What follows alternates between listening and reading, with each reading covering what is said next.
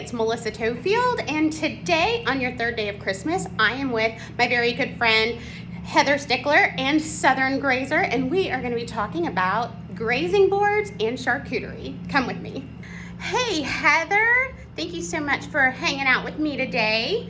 So talk to me about Southern Grazer. How did you come up with Southern Grazer? Well, Melissa, thank you so much for asking me to do this for you. Back in 2020, when COVID kind of shut everything down, I had a friend that challenged me to start selling these boxes. And since I like to entertain, and I have done kind of charcuterie platters for a while, she kind of challenged me to start it. So I put 5 boxes on Facebook and I sold 10. And the next week I sold 20, and then it dawned on me that I had a business. And so within 24 hours, I created my logo, my name, had an LLC, and I had to start getting licensed and certified food safety, and then it's just gone from there. I love that. All right, so you're holding a box in your hand. What is that? So this is my medium box, and this is the very first product that I started selling for to-go orders. Since nobody was able to go to restaurants, this was perfect. It was great for realtors, was actually my biggest market at the time for closing gifts, which was great. It kept me busy, and the to-go orders were crazy. It was awesome. So why charcuterie? You know, it's something that brings people together and you can enjoy it. It's food, it's snack food, it's fun. You can drink it with wine, whatever your choice is. And it's a fun thing to have when you're gathering. I love that. And you don't just do charcuterie boxes. What else do you do? Well, once everything started opening back up, I started doing weddings. So I started doing grazing tables. So I've done quite a few actually. And the first was, of course, petrifying. And I was scared to death, but I managed it. And now it's like second nature and one of my favorite things to do. I love that. So what makes charcuterie? What goes in it? Well, you always want to put several different cheeses and of course your cured meats. We in America do it a little bit different. Charcuterie actually stems from originally in France. And basically in France you get cured meat and cheese, maybe some olives, maybe some relish, pickled onions, something of that sort. We here obviously add a lot more to that, whatever our palates fancy. Love that. And I know that there are several charcuterie businesses out here in Greenville. What makes yours different? Well, I am a creative by nature, and for me, I am a visual and I want it to be visually appealing.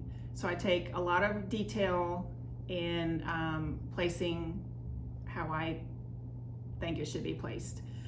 Nothing of mine ever looks the same, because I start from a blank canvas every single time. Even if I have 5 big platters to do at the same time, I will do each one individually, just so I know that they will all be different. I also will do custom orders. So if you have your own platter that you would like for me to create on, then you just bring me the platter and I will quote that out for you based on whatever the size is. A lot of people like that if they have their own board. I do that a lot. So those are fun as well. Awesome. And classes, I've done them. I've had businesses call me just to get people in their store and they sign up for them. I've gone to people's homes and done them there. And apartment complexes. It's crazy. I love doing the classes. They're fun.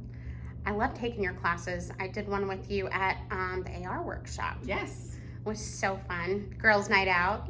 All right, so talk to me about Christmas. Are you doing some fun things for Christmas? I am. So I will have 4 of these wooden Christmas boards. I have not announced them yet, and I've got to get my pricing in order before I can announce them. And I will also have 10 of the palm leaf Christmas tree trays.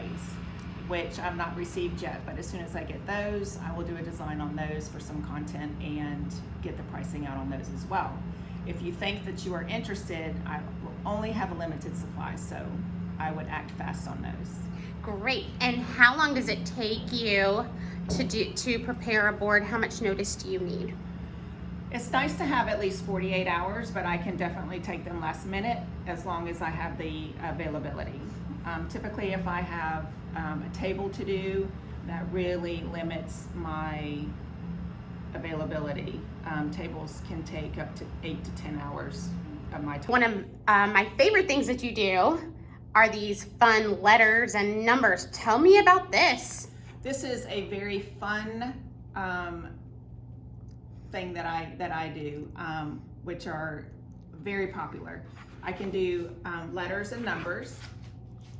Now, they don't necessarily feed a lot, but they definitely make a statement on the table if you're having other food and items like that. So if you're doing an anniversary, a baby shower, and the baby's first name starts with an M or a B, I can do that. I have done all kinds for businesses. I've done business names. I've done several. If you ever check out my Instagram, Southern Grazer, you can go through and see all the ones that I've done. They're a lot of fun. Love that. Okay, so for all the people at home that are into charcuterie or they would like to do a Christmas charcuterie board, give me 3 best tips to make your own charcuterie at home. If you are creating charcuterie, a platter, a table, what have you, I would definitely include these favorite cheeses, which is brie, a cranberry Stilton, and a sage cheddar. All of those can be found at Trader Joe's. The sage cheddar would be fabulous with dried cranberries, apricots, any kind of the cured meats is fabulous with that. The Cars crackers, the little wafer crackers, are fabulous with those as well. Definitely have honey with your brie.